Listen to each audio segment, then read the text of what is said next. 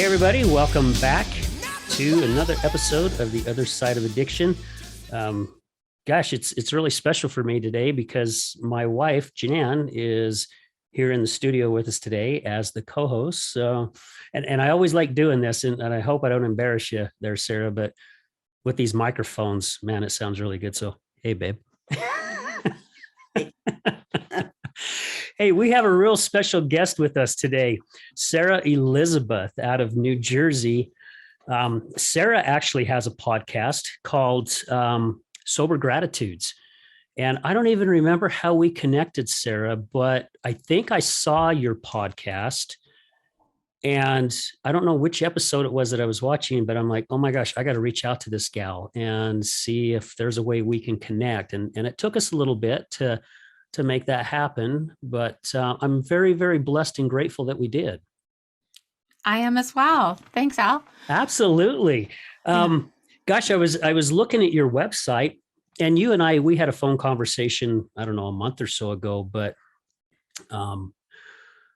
gosh, you've lived some crazy stuff, which a lot of our guests have. And I'm sure you have the same thing on your show. You get guests that have just really gone through some crap. We'll just put it that way, but have been able to dig themselves out, and they have taken the crap that they've gone through. And now, like yourself, you are spreading the word. You're getting it out there. You're taking what you learned, and now you're helping others. But before we get into it really deep, just tell our audience a little bit more about yourself. I mean, what was family life like? Did you grow up? Are you originally from New Jersey, or did you move from somewhere else?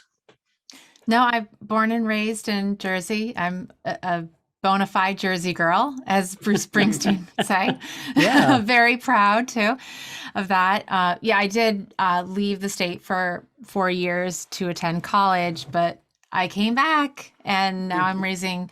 My husband and I are raising our 3 children in the town that I grew up in, actually. So I never thought that would happen, but it has. It's just the way life has turned out, and it's my life today is amazing. It's on the other side of addiction. It's a life I love living. Yeah. I just turned 49, and I'm so wanting to live 50 more years, because within the first 49 years of my life, I would say 85% of that time I was in addiction. Oh, wow. So yeah, I started drinking at 14 years old, and I loved it, even though I got really sick and threw up. I just loved the feeling I had just melting through my body. It numbed out the anxiety and undiagnosed depression that I was experiencing, and some things that were going on in my family of origin that I really didn't think, I just thought it was normal. But it was, looking back, a lot of families do experience difficulties, and I'm a highly sensitive person. And so, but in everything in combination, the way I am, who I am, and the things that were going on in our household impacted me so much so that to drink alcohol, it was my solution. It made me feel better. It calmed my nerves. It was liquid confidence. I had a very low self-esteem. I don't know when that began, really. I can't say, Al, but I do remember as a little girl, I was pretty happy. And even when I first started drinking for, the next decade and a half or so, just very, happy and just grateful that I had alcohol in my life. I really made the decision when I first got drunk that I wanted to do it again. I wanted to drink again, and because how it made me feel. And so I decided at that time that I would marry alcohol, be my best friend and lover, and we'd go hand in hand through life, tiptoeing through the tulips, and deal with everything that came my way. It just didn't feel like life without alcohol, it was possible, or was something. I just thought if I ever heard of anyone that didn't drink, what? Like, what? That didn't make any sense to me. Yeah. Yeah. And so I lived the majority of these first 49 years with alcohol by my side. And it wasn't until my late 30s that it really turned against me, that it became something that I could not control anymore. And no matter how hard I tried on my own, no matter how much willpower I used, I could not stop thinking about alcohol. I could not stop drinking alcohol. I did not have an off button. I would pick up a drink, and the next thing I knew, I was 9 bottles of wine in Mm, and passed out, and I'd wake up in the middle of the night, heart pounding, anxiety attack, feeling like I was having a heart attack, and I would get very sick. And every morning, I'd be on the toilet, not to be too much information, but yeah. when you're getting into liver issues, this is what it does to your body. Well, And and wine is, I mean, I remember the first time I got drunk off of wine. I'm like, I'll never do this again because it made me so sick. yeah, yeah, no, it didn't matter to me because I wanted to feel that. I always chased that feeling I had when I first got drunk, that for Yeah. the next several decades, is that's the way I wanted to feel. But because the disease of alcoholism does have it is a progressive disease, um, it got worse and worse as time went on. And the thing about alcoholism is that the times that I tried to stop on my own, like the dry January, or the times that I was pregnant or nursing, I didn't drink. But as soon as I was able to drink again, I would start drinking, but I needed more alcohol to get the same effect. Mm-hmm. And my alcoholism progressed while I wasn't drinking. That's Yeah. the really baffling thing about the disease. And people who don't know that get very confused, and that's why people die. That's one of the many reasons people die Yeah. of overuse of alcohol or alcoholism or alcohol use disorder, whatever they're calling it these days. It is self-diagnosed disease. So after I had my third child, and we knew we were finished having children, I was excited because I knew that I could just start back up drinking again, because I had spent a good 5 years just being pregnant or nursing, pregnant or nursing, pregnant or nursing. Yeah. And so there wasn't much time in between each son that I could drink. So I had a lot of progression going on during that time. After my youngest was born, and he actually needed to have formula, so I was even more excited that I could start drinking again, because I didn't need to nurse him. He was actually allergic to my milk. And so I just was off to the races. And we were in the process of moving back to this town. We were living in another town at this time, but when my youngest son was around 2 years old, we moved back to the town I grew up in. And we lived temporarily in the house that I grew up in. And in that home is where some abuse occurred, sexual abuse. And my sons, while we were temporarily living in this home with just my husband and children, I watched my children playing on the floor where the abuse occurred. Oh, no. And at that point, my subconscious, I think, kicked in, because I had never spoken of this abuse ever. I normalized it. It did, follow me, and I would wonder why I would think about it if I was, in relationships, intimate relationships with other men. And it was confusing to me. And I think what happened is that when my youngest son was 2 years old and we moved back to that house and I saw them playing exactly where it happened, something happened in me. Uh, and my drinking for the next 2 years just when it was off to the races, and I was a daily drinker. That's when I really started to do damage to my liver. I was constantly hungover. I was wanting to stop, but I couldn't stop. And I was driving drunk with my children in the car in broad daylight, drinking in the car down the main street of our town, out of one of my son's sippy cups. And that's where this disease takes people. Yeah. I dodged a lot of bullets. I shouldn't be alive. I should have been put in jail for drunk driving many, many times. For some reason, my life was meant to be saved, because of I put myself in a lot of dangerous situations, not just those last 2 years, but like especially in college, and in high school as well.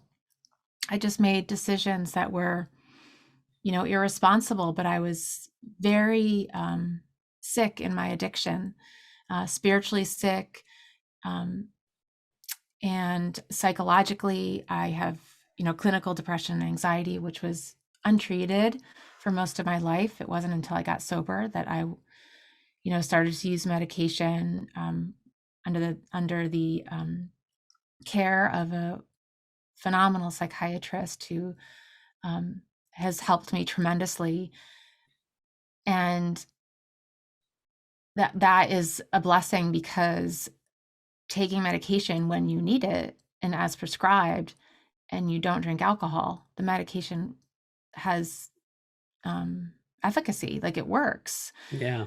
And I started to feel better, with it wasn't just the medication, it was the program of recovery that I choose to join, and the community that I had, uh, who really held me and taught me how to live comfortably as a recovered alcoholic. And I had to take certain steps to do that. And I had to let go of my will and really trust in a higher power,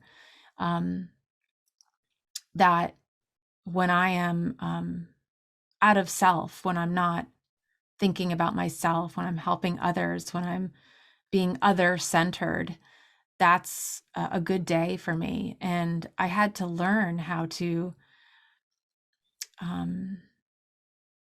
just be a normal functioning human. And I was very, very sick. And I am so grateful that I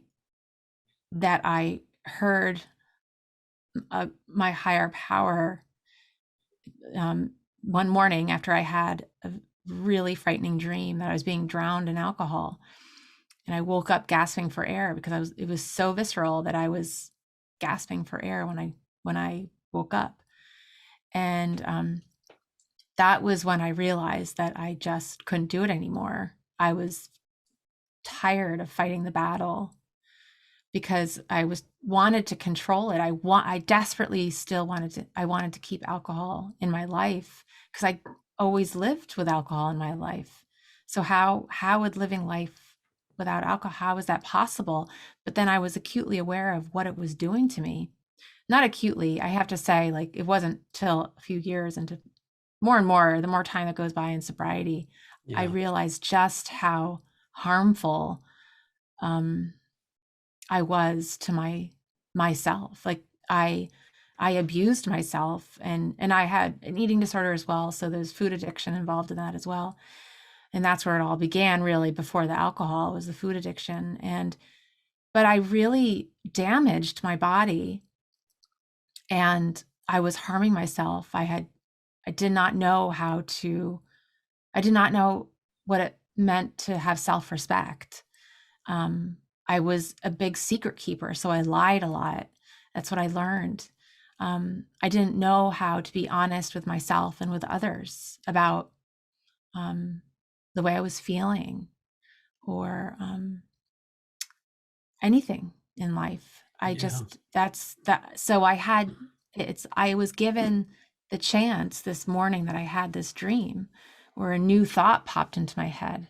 And it wasn't my own thought, because for 2 years, up until this day, every morning I woke up and I said, okay, this is it. I'm done. I'm gonna stop today. This is it. I'm gonna just drink water all day. And this is the last day. And I'm gonna do it. And 3 o'clock would roll around and it would get earlier and earlier each day. And I would pick up. And I just did not understand why I do it. And then I'd wake up in the middle of the night, heart racing. Same thing. It was like Groundhog's Day. I was on a hamster wheel. I couldn't get off. And I would get sick, and I would get sicker and sicker and sicker. And I was convinced that I would die in my sleep. And quite frankly, I didn't care if I did.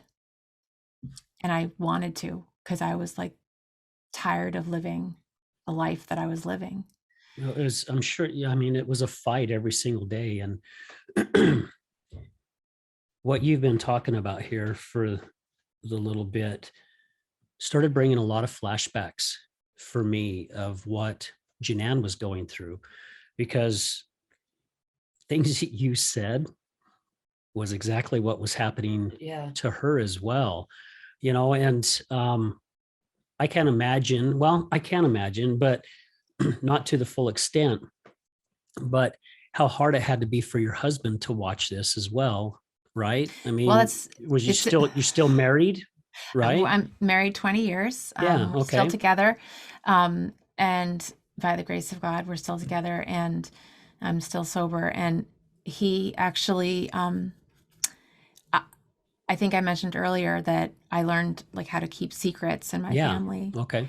And so I was very good at keeping secrets. So not even my husband realized just how much I was drinking.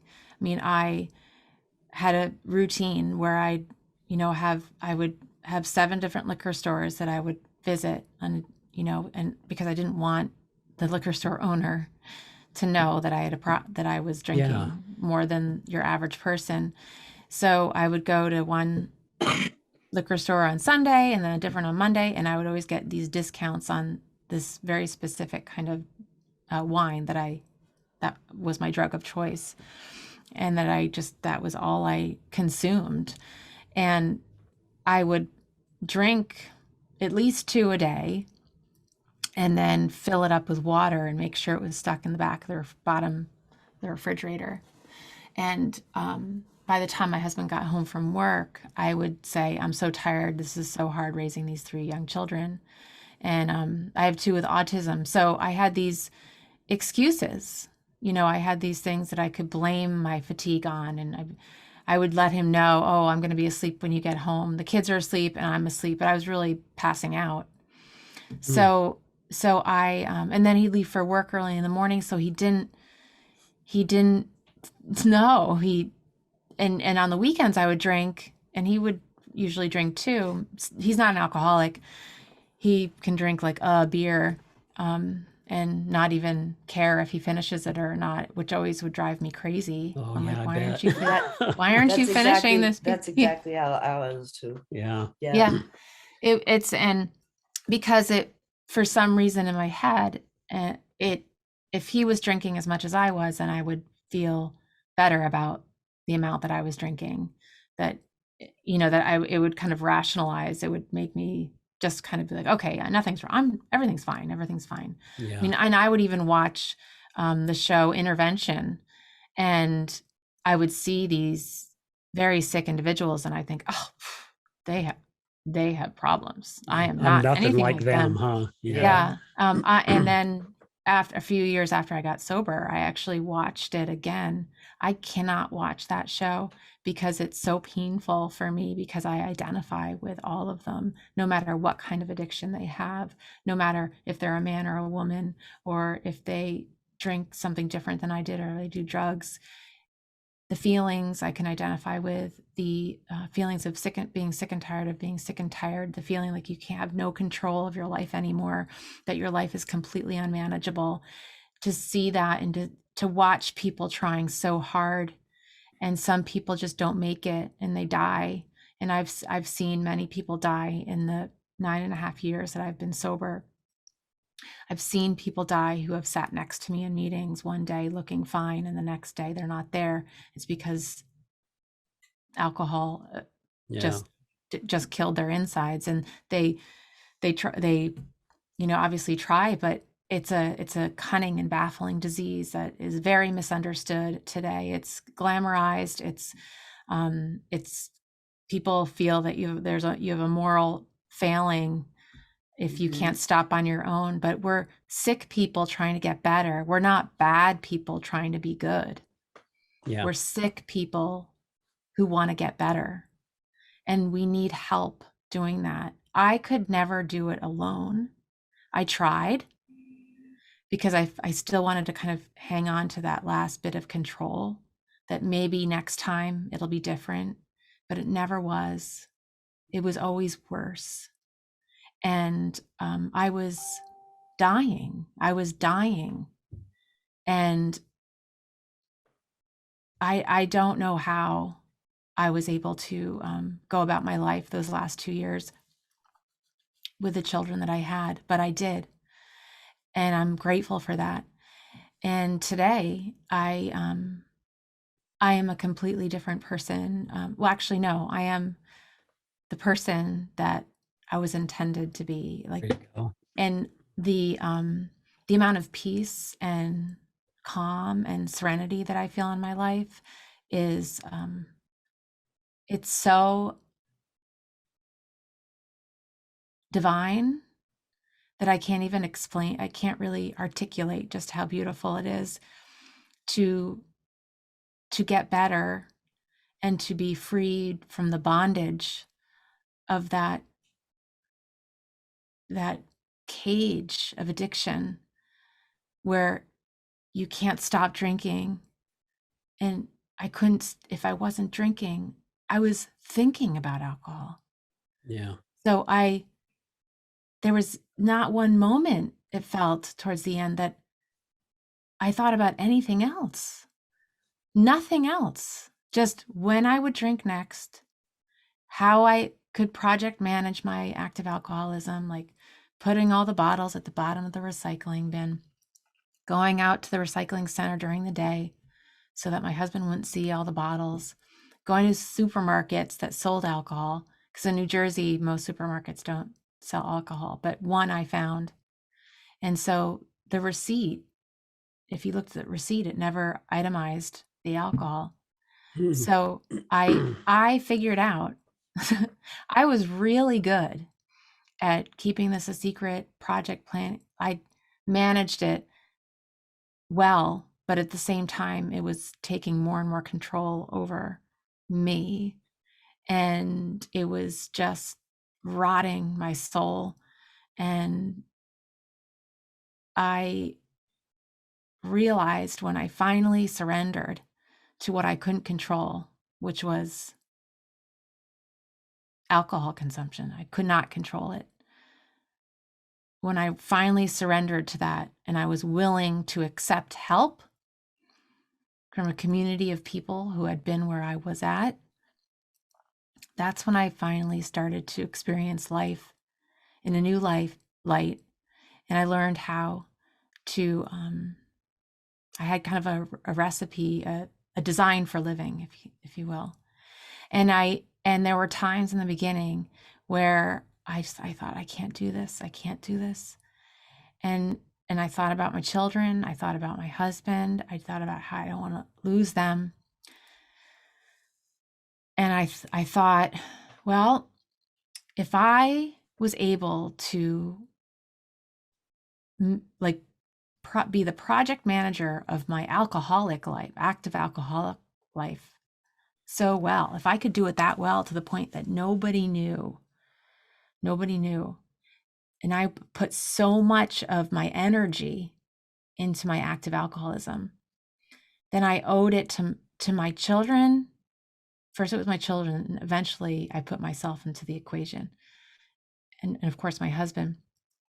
But I ultimately decided that I would work just as hard at getting and staying sober because if I could do it, that if I could work really hard and succeed at like keeping this a secret and drinking so much and going to all these different liquor stores, if I had that much, that capability, I guess, of like living in that active addiction, then I could do the same thing in active sobriety.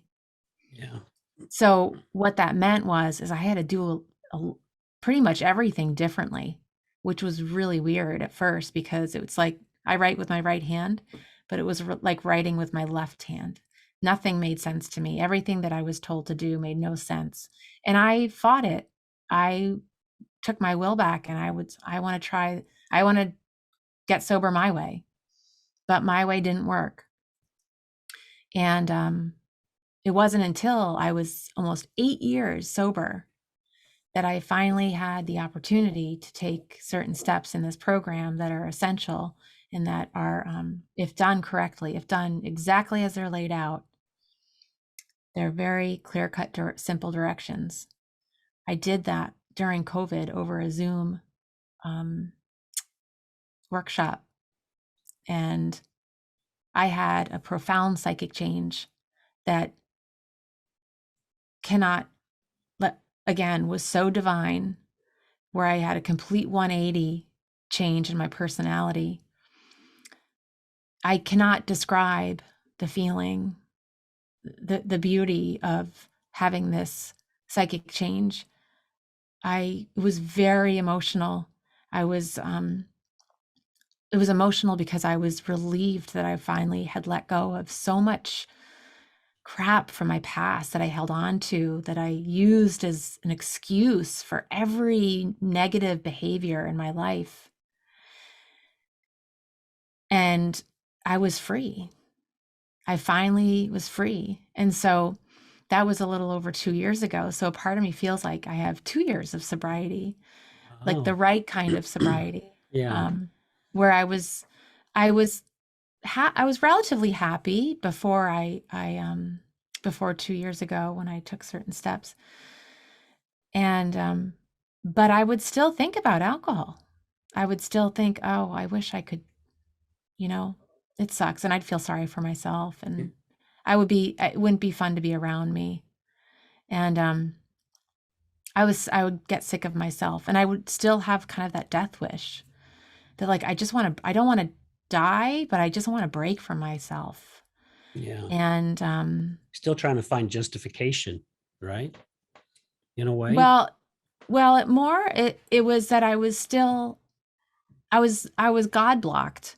And so I was incapable of, because this is what I've learned. Above all else, alcoholics need to be rid of selfishness and resentments, because if we are not, then we're eventually, we're going to drink again.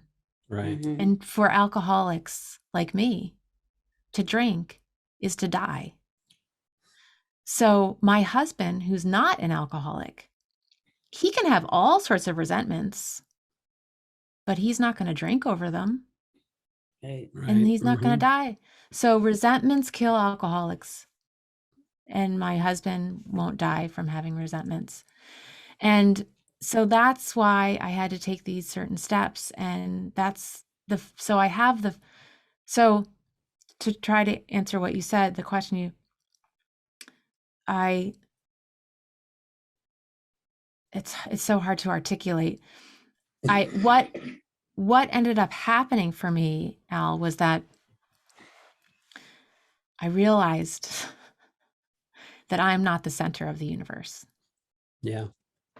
That there are 8 billion people in the world. There's only one that I don't have to focus on and obsess over. And that's this person right here. Right. So if I wake up every morning, first expressing gratitude for being alive and getting the second chance to live a better life, live a more comfortable life, live a life that was clearly worth saving, then I need to give back. I need to find ways to help other people who who are in agony in both active addiction and in sobriety. Yeah. Um, I wake up every morning and I think about, who am I going to be of service to today? Where am I going to be useful? And I think about, how do I want to show up for my loved ones? Do I want to show up as really crabby because I'm thinking about something that upset me and I'm not being honest with myself or anyone else about it? No, I don't want to be that way. I had to learn how to say, you know, I'll give an example.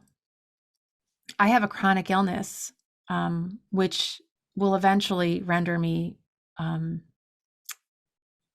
deaf. And I wear hearing aids because I have this progressive disorder that has killed my the little I don't even know what they're Like the called. little hairs that in there that Mhm. vibrate to get the sound. Yeah. Yeah. So I would use I used to use that as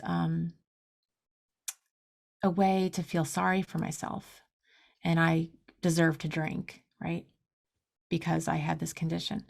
So today, to get to the point of being honest, even though I don't drink anymore, and it's helped my symptoms to get better considerably. I'm still losing my hearing, but gratefully I wear hearing aids, and that helps. And it really helps when I have these things in, because I can really, really Yeah. hear well.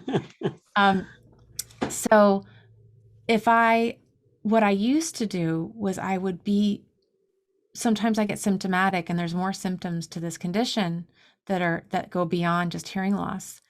And it's very uncomfortable. But nobody could see it.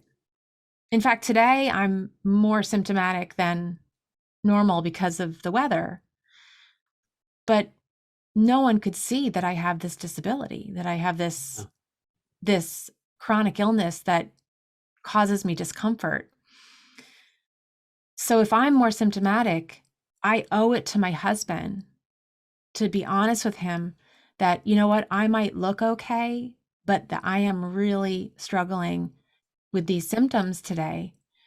And so I'm probably going to be really tired all day, and I'm probably going to need to nap at some point. And then, instead of him thinking, wow, my wife is just such an angry witch, now I'm telling him, this is why I'm not smiling today. Yeah. This is why it's harder for me to, get through the day with much energy. So that's just a small example of this design for living. It applies to not just my drinking, but just to everything in life. And if I'm scared, if I'm in fear, I can be honest about it. I can say to him, okay, I'm afraid. And I can ask my higher power, please remove this fear and show me where I can be useful. And that usually helps, because then it always helps. No, Yeah. it always helps, because then Yeah, I turn my absolutely. attention to someone that I can be of service to, whether it's walking my dog or helping another alcoholic who is, can't stop drinking. There's a huge amount of places that I can be of service. And that speaks to like what I'm doing in my life today. It's everything that I do in my life today is essentially service work and caring for and helping other people, because it gets the focus off of myself. And when I'm helping others to feel good, I feel good. And that Yeah. helps me to stay sober. And I just want to, I want to, I truly I have so much gratitude that I got this second chance, that even when I'm having like a really hard day, like emotionally, because I have depression, and sometimes there's breakthroughs in the medication, and sometimes things happen, like especially with one of my sons, if there's something he's struggling with, I'm his mother, and I have a lot of empathy. And of course, I would die for him. And it sometimes will kind of bleed into my emotions. I'm highly sensitive and I get very vulnerable. And I'll tell my husband, I say, I'm just really struggling right now. And to be able to be honest about like how I'm feeling sad and say, you know what, I need to tell you this because when I tell you this, it gets me through it faster. Yeah. Yeah. Because you're releasing it out. I mean, instead of, holding all that stuff in. Because I had to learn how to do that when I went through a therapist for 6 months to learn how to control my temper. Because back in my teenage years, into my 20s, I had a very, very bad temper, and found out it was a lot of it was because I was holding so much in, so much in, and not even realizing I was doing it, until Yeah. the steps that they work you through. But we're gonna take a chance right now to hurry and take a quick commercial break. But when we come back, Sarah, and I'm sure it's okay with you, I'd like you to elaborate even more about what you're doing, because I was looking at your website and my gosh, you are doing so much to give back to the community and all kinds of different ways, and you were just talking about it, how good it makes you feel when you're reaching out. And even if it's just walking the dog, because you're making the dog feel good, right? Because the dog gets to get outside and go for a walk. And Janan and I have talked a lot about this, and I'm still shocked about almost everything that she has said. I was just Is gonna this say that. woman right here sitting Yep. next to me? I mean, almost to a T, except she wasn't really good at hiding it, because I would come home and a lot of times she couldn't even stand up. So I Well, knew she was I drinking. drink a But lot stronger stuff than wine. too. yeah. So But yeah, let's hurry and stop for a quick commercial break, and we'll be right back. Have you ever been in a car accident? Do you know what to do after being in a car accident? Are the insurance companies going to take care of you? Hi, I'm attorney Rick Heaton with the Law Office of Bobby Udall. I will help you through the process and answer all of these questions. I give every single client my cell phone so they can talk to me whenever they need. Let me deal with the insurance company so you can focus on getting better from your injuries. Call me at 385-330-0226. Again, my cell phone number, 385-330-0226. Don't call the insurance company first. Call attorney Rick Heaton at 385-330-0226.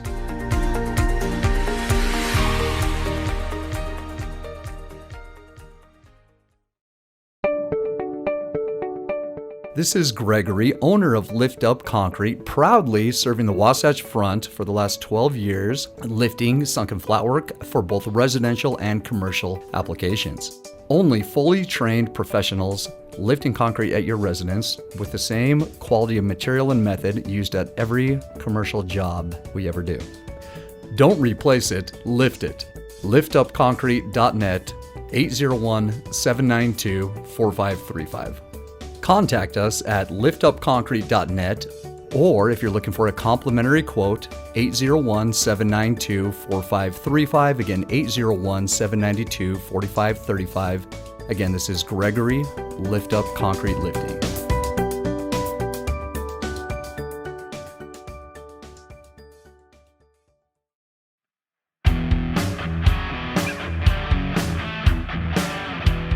Hello, my friends. This is Brad Neufeld, and I want to thank you for tuning in to the Resilience Talk Network. You can listen to my show, Resilience, every morning, Monday through Friday at 8 a.m. Mountain Standard Time. On my show, we will be discussing what it takes for you to overcome the day-to-day challenges that all of us face in life, as well as some of the devastating ones that may lead us to feelings of hopelessness and despair. It's my goal to provide you with the tools and skills that you need to overcome anything that is thrown your way. To find out more about my show, visit our website at www.resiliencetalk.com. That's www.resiliencetalk.com. And as always, until we meet again, go for everything that you want in life and make it happen.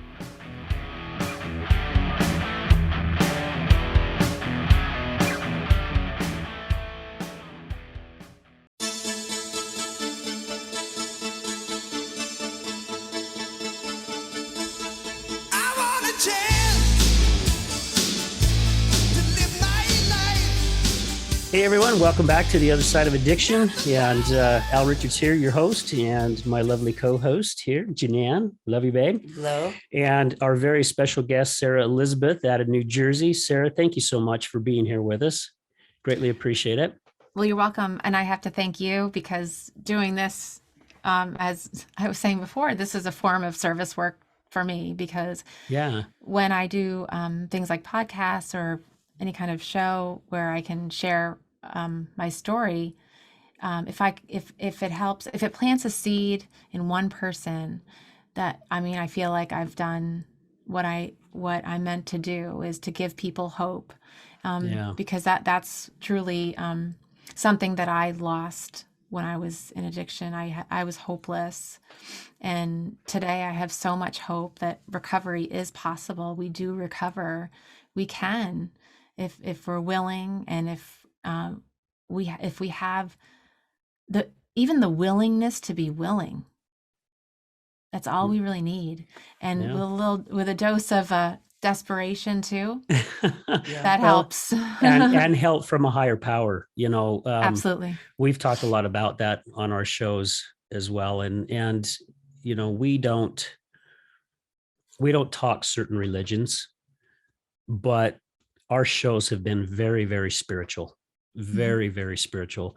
And a lot of our shows, and I'm even feeling it today, when we have a guest come on, there's something that happens in our studio. I don't know what the heck it is, but I'm working on not getting emotional talking about it, but something happens here where you can feel something greater than any of us. And some of the experiences we've had with some guests, we get off the show and we're all looking at each other going, could you feel that? And,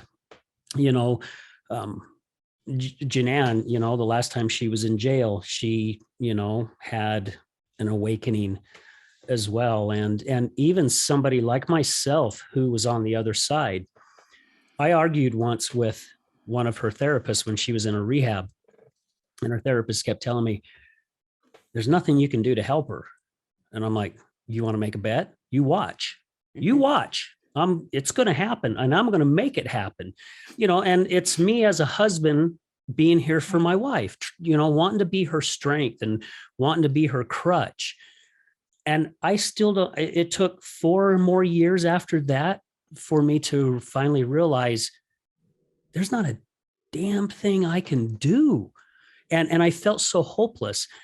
And a lot of people that come on our show talking about they finally gave their life over to something bigger than them, something higher than them, whether it's, if you believe in God or just the universe, or it's a mountain or a rock, or like Janan said once, she met someone whose higher power was a goldfish. It's just something greater than you. And I did the same thing. I finally had to give up because, and I'm not meaning giving up on just saying, okay, I'm done, but giving up the trying to help her become better. The beliefs that you had, that you could help. Yeah, the beliefs that I had. I finally had to, and I had hit my knees, I don't know how many times, saying, God, why do I continue to go through this? Why are you doing this? I filed divorce 3 times, canceled it 3 times, because something kept drawing me back to her. And I believe it was God that kept me there, because she really, and I'm not taking credit here, but she needed me. She needed somebody there that she could count on. When I finally woke up and realized all I can do is let her know how much I love her, how much I care about her. But if you're drinking, I cannot have you in my home. I can't have you around me. As hard as it was, but I had to take those steps, because after I did a fasting and I started hearing all these things in my head, which was God answering my questions, basically, I started waking up a lot more and started realizing how I could be there for her, but in a way that wasn't going to drive me crazy either, and I know she doesn't like me to talk about this, but, I thought about taking my own life one day I was coming home from an event and I was going to go home, get my gun, go up in the mountains and take my life because I could not handle coming home to what I was coming home to on a daily basis. And I'm so grateful that a phone call stopped that. And the picture of my 2 daughters and our three grandkids, that stopped me from doing that. And even what you were saying, how many times you could have lost your life during your episodes, and so many times, especially the last time when she got her last drunk, I literally knew within a week I was going to lose my wife. I could see death in her face. That's how bad she was. And it was so scary. But thanks to that higher power and believing and giving your life over, like you said, to something greater than you, because we are just all 3D here on this planet, and there is definitely something greater than us. But Jeanette, is there anything you want to say before I ask Sarah to kind of I related forward? a lot, everything you said, pretty much. And that I don't remember what else I was gonna say, but I was gonna ask you, did you have to go to detox? No, I didn't. I detoxed in the recovery community that I was in, and it wasn't comfortable, but I have a relative who she had to go to detox, and she got sober like 20 years before I did. And I asked her opinion. I told her about what I was drinking and if she thought that I would need to go, and she didn't think so. And I think I remember, oh no, that's the wrong memory. But no, I didn't have to go to detox. So I probably would. I have a lot of side effects. I mean, did you seize at all? No, I never had a Oh, seizure. good. I did have this feeling like just God, like I was crawling out of my skin. Like my moods were all over the place. Yeah. I had sweats, like night sweats, like crazy. It's hard to remember. Yeah.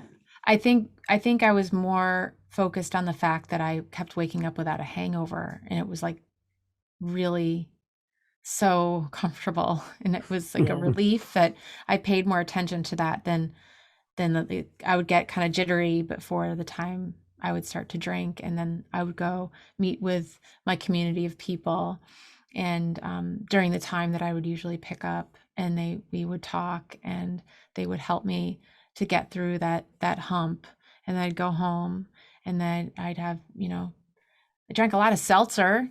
I still drink a lot of seltzer. I drink more water now these days, but that I didn't fortunately have any seizures. So That's good. Oh, that's good. Yeah.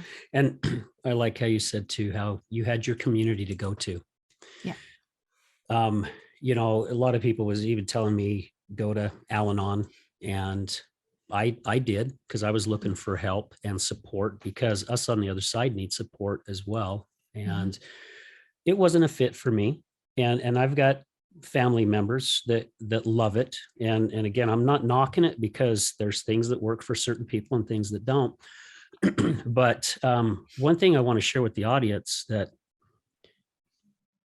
if you're needing the support, whether you are the one that's in the addiction or the one on the other side of the addiction, just like what Sarah was talking about, you have to have a support group, somebody that understands. So somebody like me who was on the other side, if I went to a friend who has never dealt with anything like that, and I'm asking for their support, I'm going to get the wrong type of support. Even though they're wanting to love me and they're doing the best they can, you've got to be around like the like-minded people, right? Because I could never understand Janan with her addiction. It's like, for me, it's like, just freaking stop. Right. I explained to somebody how hard it is for them. If I had a hard day at work and I'm like, I'm going to go home and have a cocktail, and by the time I get home, I'm like, nah, not interested. I'll just have water. Well, someone who's battling addiction, that finger's constantly thumping them on the head going, "No, come on, what Mhm. what are you waiting for? You got to have that drink." And you said even earlier in the show that you were thinking constantly about it all day long. And I know Janan did the same thing. It was like, especially when she couldn't buy it anymore and she didn't have money, how am I going to get it? How am I going to work this out? And I would scratch the back of my head going, how the hell did she come up with this? I mean, where did she get this booze from? It's just, it's crazy. But we want to respect your time. And I definitely want our audience to know everything that you are doing, Sarah, because you have literally now dedicated a huge part of your life with helping helping others with the addiction, or even on the other side of addiction, because now you're on the other side of addiction and you're understanding both sides of it. Gosh, you have your podcast, I mean, wanting to do the service, but just what was it that just really, really pushed you to everything that you're doing? I mean, gosh, when we were talking earlier, you were just naming off one thing after another, and I'm going, holy cow, this gal is really giving back a ton. Well, to answer your question, I really needed to get my self-confidence back. The self-confidence I had as a youngster, just I was very self-assured. When I was little, I would do all sorts of activities. I was fearless. I I believed in myself, and it was around 14. I don't know why.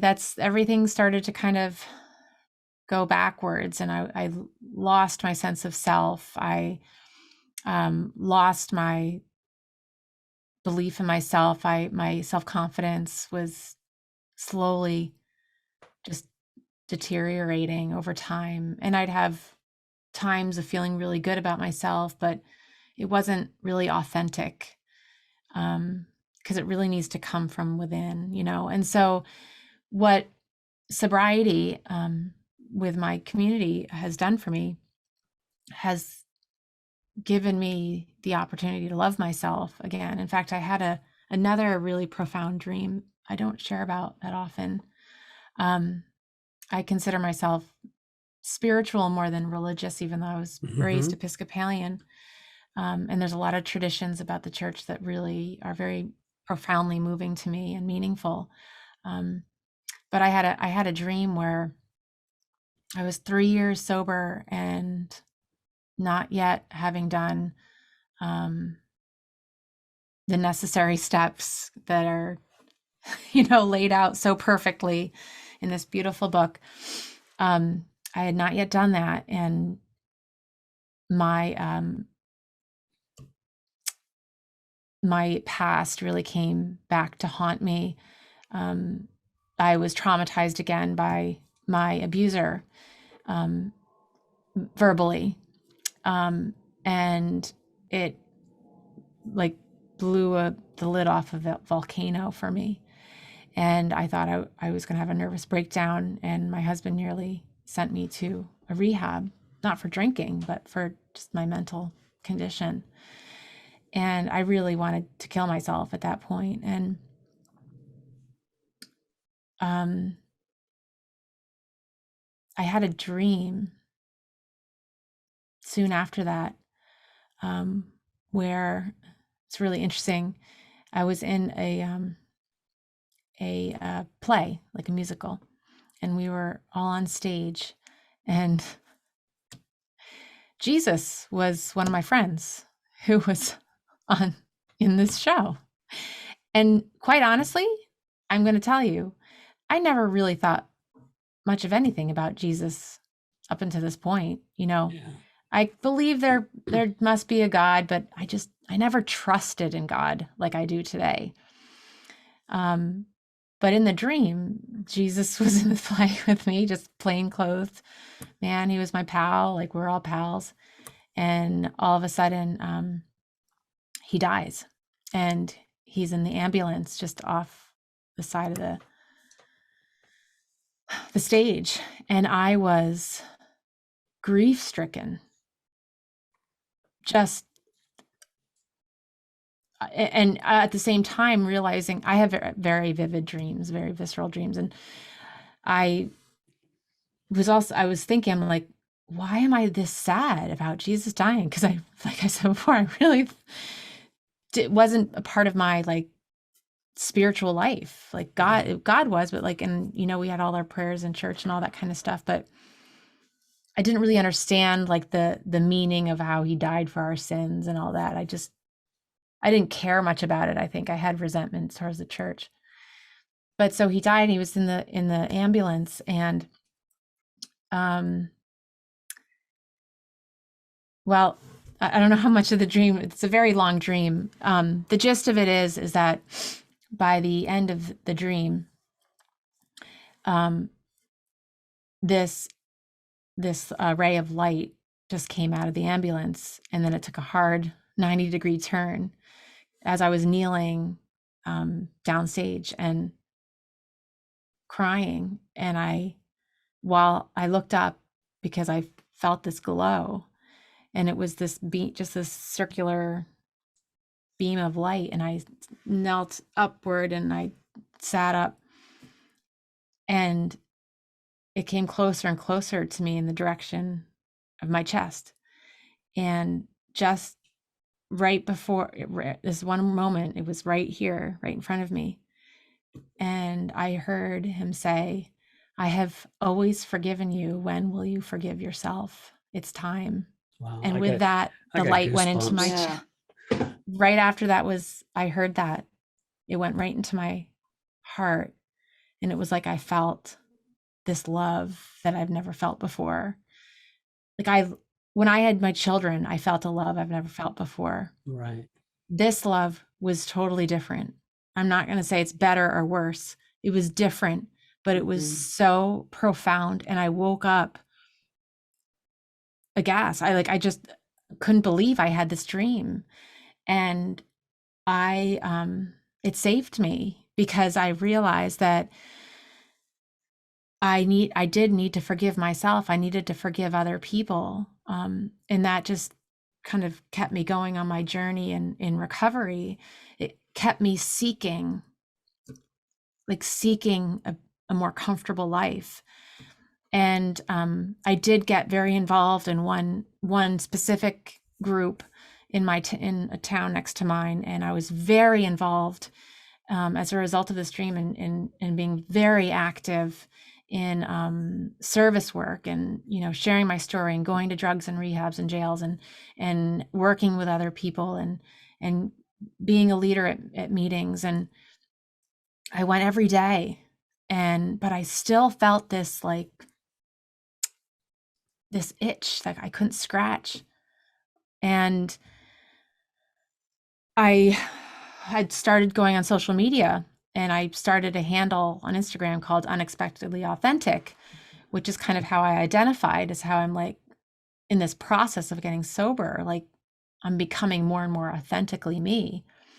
I knew I wasn't there yet. And today I can say, I don't think I'll ever get there until the day I die, but I'm closer and closer every day. And so what I did was I started to connect with other people on social media like myself. And then I was asked to be on podcasts, and I was terrified, but I did it. And then somebody said, "You would be a great podcaster." And I'm like, what?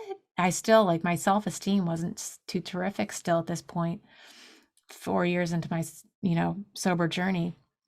But let's face it, 4 years of sober time without having taken certain steps compared to 2.5 decades of active alcoholism. Yeah. That's not a lot of time sober.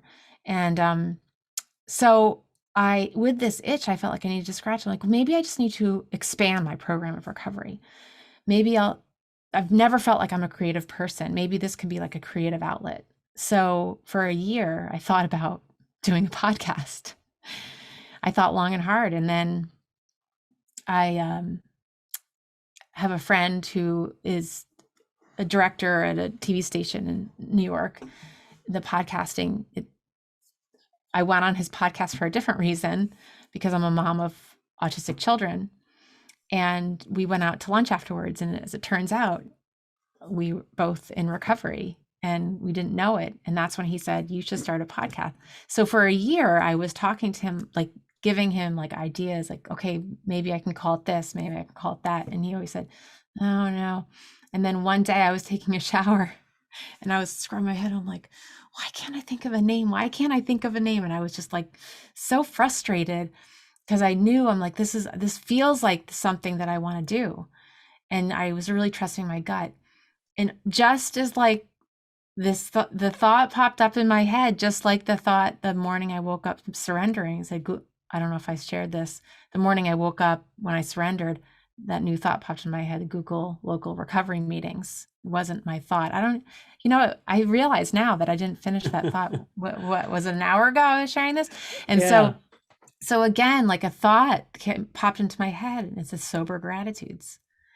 And I called my friend. I'm like, what do you think? He's like, that's it. He's like, do it. And so I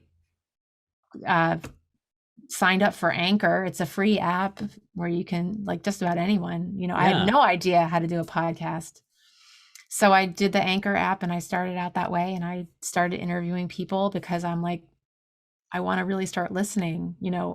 There was something inside of me that knew that I needed to just take the focus off of myself. Like I was doing this as my own creative venture and something where I could possibly help other people who listen. But just this past January 1st, it was exactly 2 years since I started the podcast. And in those 2 years, I can't believe like how much I've changed and how it's helped me. And I feel somewhat selfish because I really did it, and I still do it, to give people hope. And right now I'm doing, this is as a result of getting COVID, even though I was vaccinated and boosted and everything.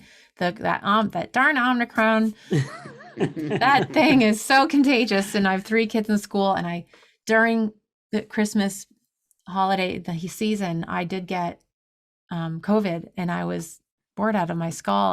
I felt sick, but I'm like, where can I be of service? So I rolled out of bed. My bed's like right next to me right here. And I sat here and I started doing daily dose of hope, like a daily dose of hope. Yeah. So every morning I woke up, and for 10 or 20 minutes, whatever, I would just talk in and just publish something to give people hope. And that actually has been something that is very different from what I was doing before, like the weekly interviews with people and sharing their stories. And I've attracted new people, and I've actually made more connections with more people, which is really what I really wanted to do right from the beginning, was just kind of build this kind of this community, this divine community within like this ministry of mine, which, and I say that word like as humbly as possible, that it does feel like it's a mission of mine, that to spread hope. And I do say, like in my intro, I say that there is hope on the other side of addiction. So it was interesting when you asked me to be on your podcast, and then hearing what the name of it, I'm like, it's like, it's like a little God wink, so so I really, to kind of get back to your question, I can be very chatty, obviously.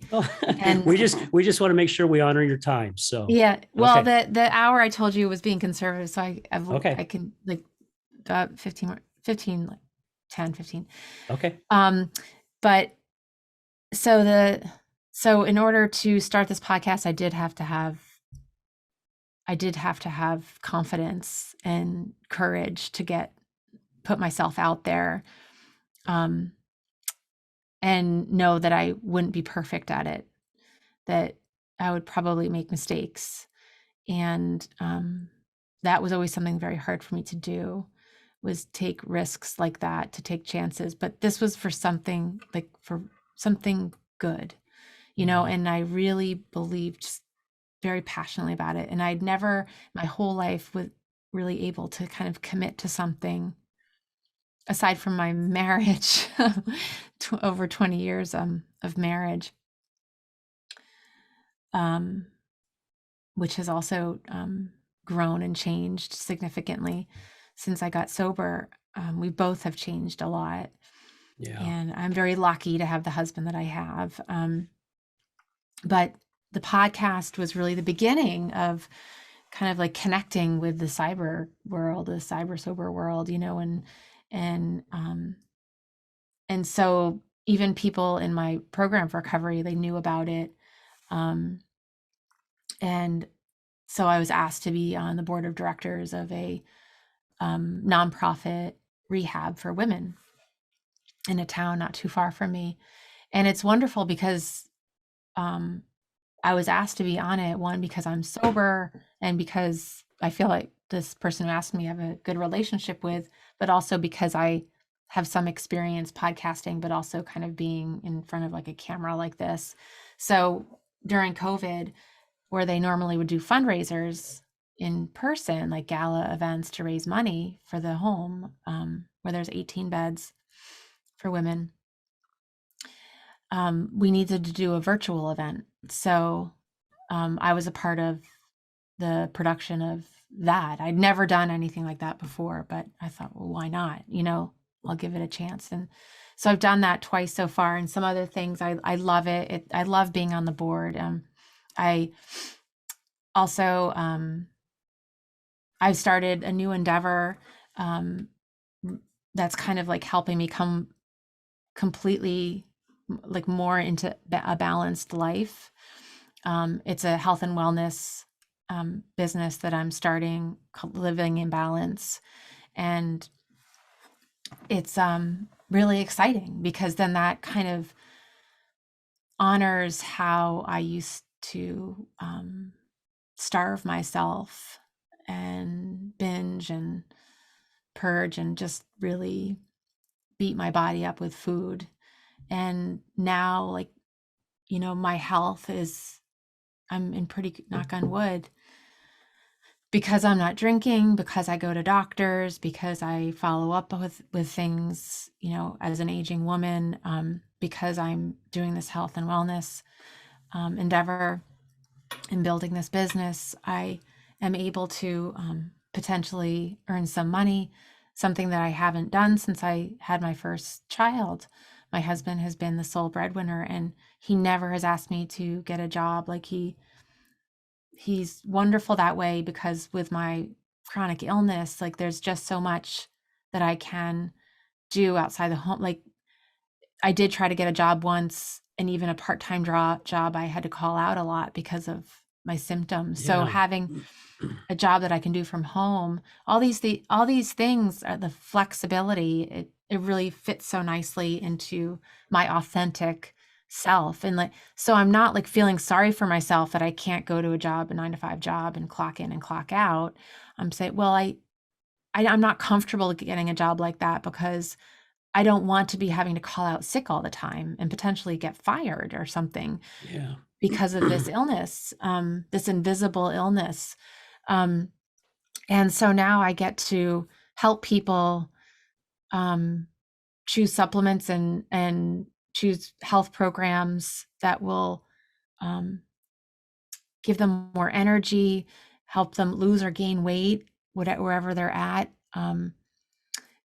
Right now, I'm doing a cleanse program. It's a 30-day program where we're on this team together, because it's not just me. It's like I'm on this team, Yeah. and I love working in teams, so it's perfect. So, and I'm also on the municipal alliance in my town to help educate and stigmas about drug addiction, to build bring information to parents and to children about the realities of drugs and alcohol, and and addiction and recovery. So I'm a representative of a person who has been impacted by addiction. I'm not ashamed to speak openly about it. I have a life today because I was in active addiction, and now I'm no longer. And so I know it's possible. I have such compassion for people who are sick and suffering and they don't know where to go. I've had people, I pretty much like to say that I recover out loud so that people don't have to suffer in silence. Yeah. And I've had countless people over the past 9 years approach me. Well, I didn't come out until like maybe a year and a half, 2 years ago, like really come out as somebody who's in recovery. But I've had people say, can you help me with this friend of mine, or with this child of mine, or with this parent of mine? And with complete respect for their need for privacy, like I'm not about to go share their stories with anyone. Right. But I help them in the way that I can. And I love it when they say, Sarah, I would have never known to go to you had you not been public, like not like obnoxiously so, but Right. in Yeah. a way, like on my social media, people know, okay. And then I know people talk. So, you know, it's wonderful that I'm getting this opportunity to help people that I might not otherwise had the chance to help or steer in the right direction. Like, Yeah. and then that's, you know, and then I can let them go. I don't have to be with them the entire part of their journey. But I will gladly You're be helping them here in a anytime. step, you know? Yes, yeah, Yeah. at any step they're at. Yeah. And they come and go, and that's fine. And I just, to know that I can do that for people, I get to do that today. I don't Yeah. have to do it. Yeah. I don't feel like I have to do it. I feel like this is a privilege. It's a This is blessing. Right. It's a privilege of mine. And Yeah. I don't take 1 second of it for granted today. And I love that you said that, because when I was thinking about starting a podcast, I spent almost a whole year, like you, thinking about it, not knowing what to do, researching, taking these little online classes that they teach you just a little teeny grain of salt. And then of course they want thousands and thousands of dollars for, you know, for them to help you. Right. But, you know, I ended up meeting Brad, who's the owner of Resilience Talk Network. And, you know, we had this meeting and I told him what my idea was, and it all kind of took off from there. But I remember Brad telling me after, I don't know, maybe our 5th or 6th show, he goes, you watch.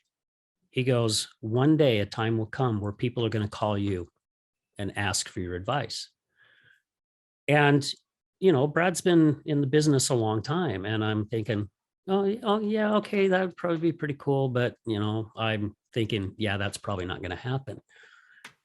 I get so many phone calls now. I mean, I just had one last week of somebody that I know, and of course we won't mention the names, but her sister's battling alcohol, and she's just like, she reaches out to me on Messenger and goes, Al, do you got time to talk to me? And I'm like, yeah, absolutely.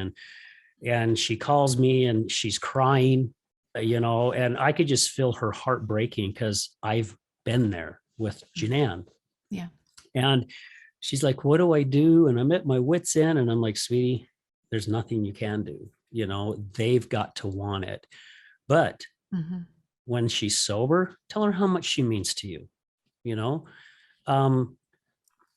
use I statements. I started learning when I started using I statements, it really helped Janan, because she didn't feel like I was blaming her for everything, which pretty much I was before. You know, it's like, this is how I feel when you do this, or when this happens. But I wasn't going, you're making me feel this way, you know? And I said, just try these type of things. And with you saying that, now that you have even people calling you, and again, I tell people quite a bit, I'm like, look, I'm no trained therapist by all means. I've not gone to school. All I can tell you is this is what my life was like. This is what I went through. This is what I did wrong. This is what I figured out how to do right. Not saying it'll work for you, but here's just a little bit of advice, and take that first step and see where it goes. And seeing where you have gone is just, I get a little emotional talking about it. It's so incredible. Sarah, really, God puts us on these paths, and sometimes we don't even know why. We were talking about this in a show earlier. If I would have thought 2 years ago, 3 years ago, I would be doing a podcast talking about addiction, I would have said, yeah, you got your head up your rear end. There's no way in hell I would ever think about doing anything. I go to AA meetings with Jeanette, which I always have wanted to support her, but we've gone to events here that they hold in Salt Lake, like in September, they have Sober Day, where all these rehabs go in this place downtown, and they all get together and they have their booths and they chat. And I was even scratching my head last September going, I really don't believe I'm here. God has put me on this path now, and people like yourself who have come on this show have helped me in so many ways, because I get to hear your experience and what life was like. And I can literally feel their pain every single time. But then also I feel their blessings of where their life is at today. And it's really helping me just understand just a little bit more about addiction and everything my wife was going through, because I thought I understood it and I didn't understand anything, nothing. But now I have a little bit more understanding. Will I ever get there 100%? No, I really don't think I will, because I've not lived in those shoes. I will never understand fully. But each little teeny bit that I get, it brings me just a little bit closer to know this is what this poor gal went through. This is what she was battling. And now it gives me a great perspective also, because we've been invited to go out. We go to rehabs, and we shared our story together on a podcast in October, first time ever. And then we was at a rehab just a couple months ago, and we got up and spoke in front of their students, and we shared our story together, which we got a really good response out of it. It was really cool, because they got to hear both our sides right there, but that's wonderful. That's wonderful. So again, we want to respect your time, and hopefully we haven't gone past it. But Sarah, as I mentioned, we get hurt all over the place. If somebody wanted to find you, how would they find you? I want to promote your podcast, Sober Gratitudes. Absolutely, because it takes all of us to help more people. This is not, just listen to mine, because no way. We're all here to support one another because we have the same mission. So how can people find you? I would say the best bet is emailing me at sobergratitudes@gmail.com. Okay. And that's connected to like my brand pretty much of Sober Gratitudes. I have a website called Sober Gratitudes. My Instagram handle is Sober Gratitudes Podcast. I have a Linktree account that provides it's really lovely. When I found it, I'm like, oh, I can't wait for my listeners. This will be, and for potential new listeners, because I'm able to put button on the Linktree. When you click on Linktree Sober Gratitudes, it brings all these buttons up, and with the name of different podcasting platforms. So say you listen to podcasts on Spotify, you can just scroll down and click the Spotify button, and it'll bring you right to Sober Gratitudes on Spotify. That's cool. So, and then there's a button that brings you to the website about my new health and wellness endeavor. And so most of the buttons are on there. Yeah, I don't think I have a website button. I should put that. I probably should, but the website is sobergratitudes.com. And so I think that's it. Well, and oh, go ahead. I didn't want to interrupt you. No, it's actually very silly. TikTok is something that I've had this love-hate relationship with, because I can kind of go down, the rabbit hole. Yeah. And I've always wanted to go on TikTok to connect. My goal is to connect with people, because there's so much sobriety presence on all different social media platforms. Yeah. And TikTok has a huge presence. Twitter does as well, but I don't go to Twitter. But TikTok, I just joined. I think I have 4 followers, but my tagline is drinking sobriety. So that's kind of a hashtag I use a lot. So it's just kind of more funny things that I put on there. Okay. You don't see my face in it. It's just like a fun way to be creative. And I think I'm being clever, but I don't think it's very funny. I show my husband and he's like, okay. Yeah, whatever, huh? Yeah. But no, that's just kind of for fun. But in all seriousness, like, I do have a lot of listeners, people who know me through my Instagram account or my website or the podcast. They will connect with me through the email, and I check it daily, several times a day, and I respond right away to people. And I love it. I love connecting with people. Yeah. So I gave a shout out to one of my listeners who just celebrated 9 months a couple days ago. And congrats. Yeah. And I've become, a sober sister. She's a part of my family now in sobriety because of Sober Gratitudes. And so, and I just adore her and some other people as well. But her name came up first because of her 9 months. So it's a great life, getting sober and doing the work and being willing to do the work, letting go, trying not to control, or to let go of controlling things that you can't control, and trusting that there's a power greater than yourself that you can trust. And then actually, when you get to a place of really letting go and connecting with that higher power, a new peaceful power flows in. So people who think they're going to lose power if they kind of stop drinking for good and give themselves over to this program or something of recovery, they're going to lose power. It's like a lot of people say, I want power. I'm not one of those, but no, it's we alcoholics who have the disease, who have self-diagnosed ourselves. That was redundant. We have lost control of the ability to drink. We've lost our ability to control drinking, and drinking is controlling us. So we've lost the power of the drink. Mm-hmm. We still have power, human power, right? So when we do it the right way, and it's such a blessing to be graced with this new peaceful power that flows in, because like you said, like when you're helping your wife and you've changed how you are with Shanann, that you have the power to even not say anything. Yeah. Yeah. Yep. And that is so powerful. And so on the contrary, the people who say, I'm not going to go to a program that says, give over your power, I'm going to keep my power. You actually get new power. Mm-hmm. More.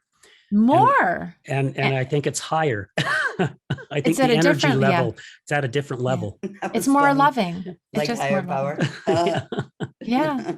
It's just a very loving way. Like I can control how I respond to a conflicting situation. I can engage and like add to the conflict and add to the drama, or I can just stand there and either disengage, like walk away, or I can see where I can push love into a conflicting situation, bringing God into it.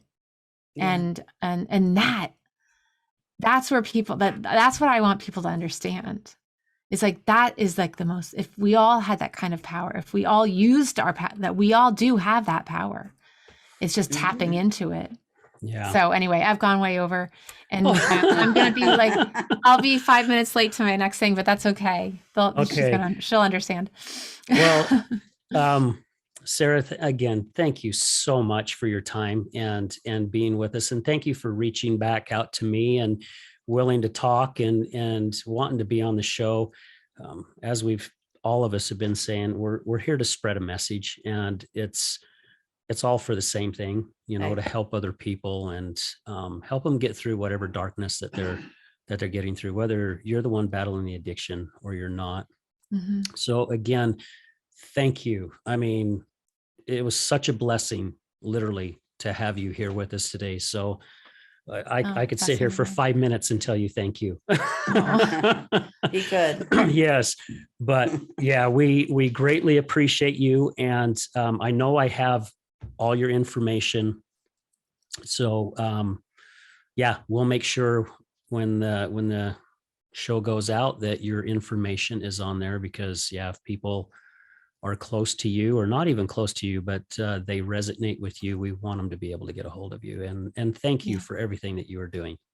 Oh, well, thank you. I feel the same way about you.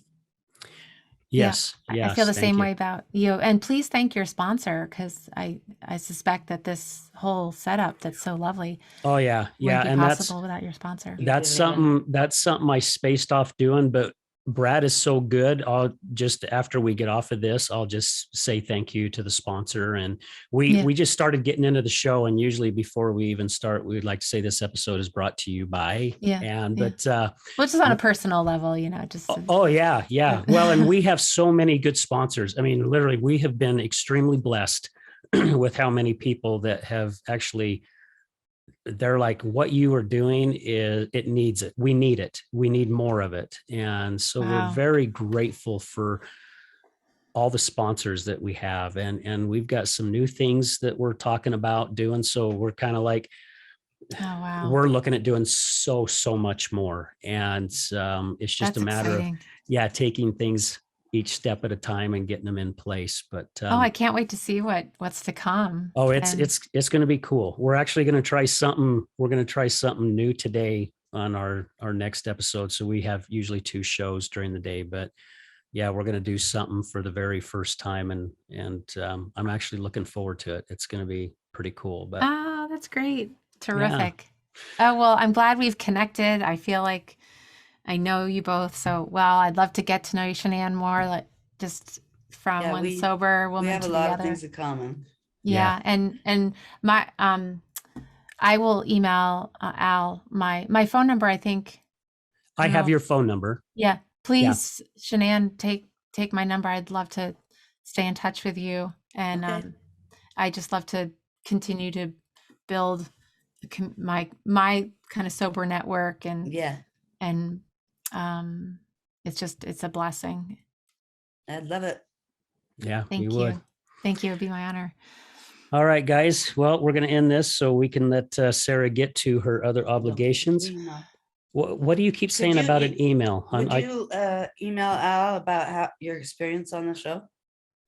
Oh, yeah, sure. Absolutely. Okay. Because he likes to write that down. Yeah, I have a journal that I keep with guests, and I like writing in this journal of just so we can always go back. But all right, guys, we're gonna end this as we do with every show. Remember, addiction is giving up everything for one thing.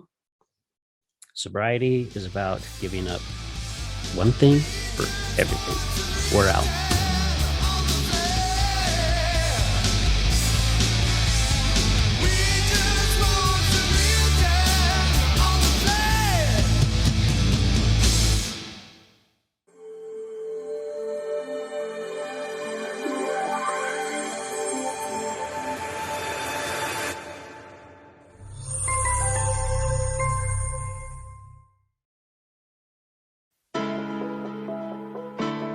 Good morning, this is Leticia with Computer Hospital. We are your computer repair experts for both PC and Mac.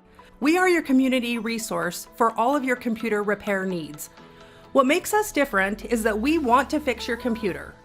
We also do free diagnostics. We charge a flat rate labor, which means that you won't pay by the hour. All of our computer repair is done in-house with a fast turnaround time, and same-day service is also available. Feel free to stop by anytime without an appointment. We're located in Sandy at 8721 South State Street. Again, that's 8721 South State Street, or call us at 801-987-3993. Again, that's 801-987-3993. This is Leticia with Computer Hospital, and we look forward to seeing you soon.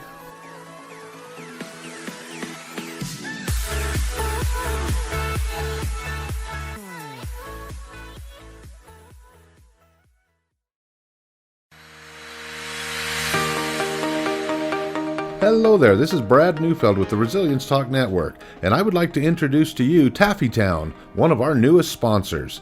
Let me introduce you to Derek. Hi, I'm Derek from Taffytown. We're proud sponsors of the Other Side of Addiction podcast.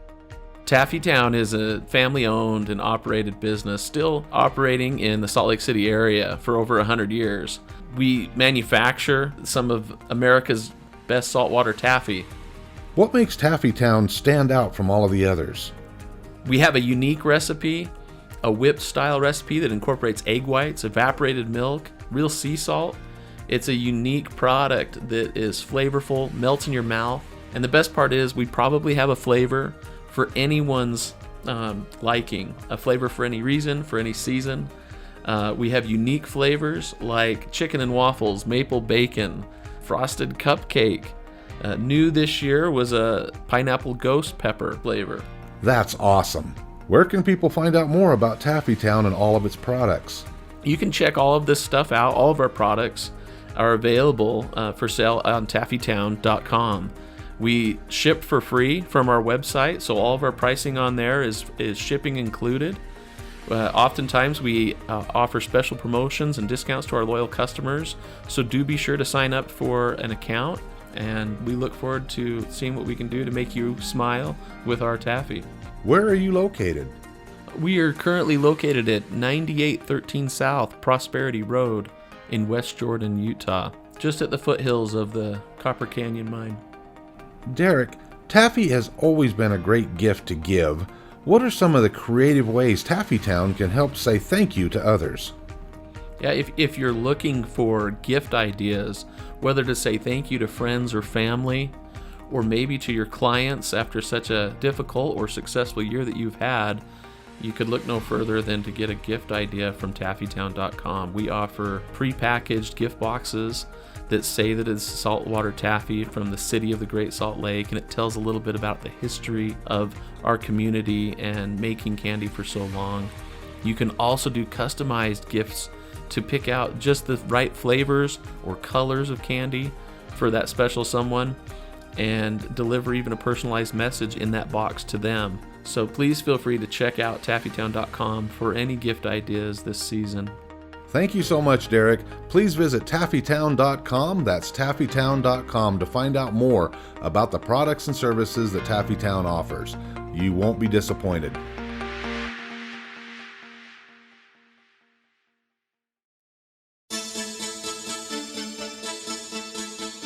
Do you know someone who's gambling with death due to an addiction?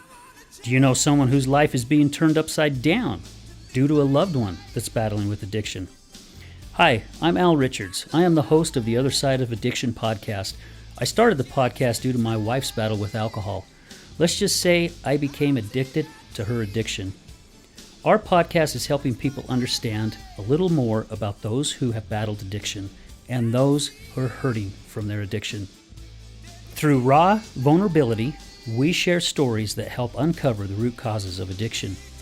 Shame felt on both sides, matter of the conscious and subconscious mind, continued beliefs, and often confusing paths of recovery. We collaborate with real people and their stories, as well as licensed professionals, to help our audience gain a better understanding of addiction. You can find us on Resilience Talk Network. You can also find us on Facebook at Mr. Al Richards. That's Facebook at Mr. Al Richards. You can also find us on YouTube. Just look up the Other Side of Addiction podcast.